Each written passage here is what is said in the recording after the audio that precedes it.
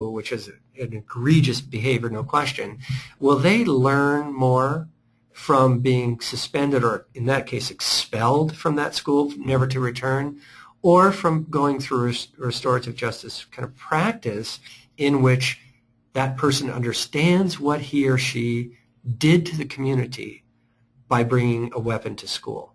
Now, we can, again, I don't want to kind of argue because there are tons of, not tons, there are horrific examples of students who bring weapons to school and use them.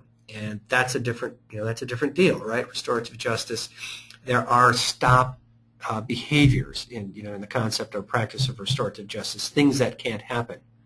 But how do or can, the question would be, a student who violates a zero tolerance policy, can they be, and I would argue yes they can, be brought back into community with their community. Right, in accordance with the rules, and so that they understand what happened, what their impact, what their behavior has, how it has impacted.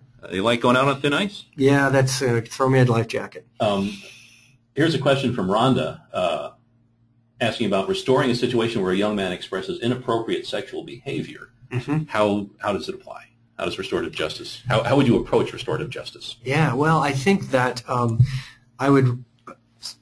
that principles of restorative and practices of restorative justice would suggest that the student needs to be a part of a community discussion. Now, I don't mean a whole classroom discussion, but I mean a small, perhaps, quote, intimate community where the behavior of sexual talk, etc., is discussed in terms of its impact on others and how it impacts and separates this young man or young woman from the community in which he or she lives.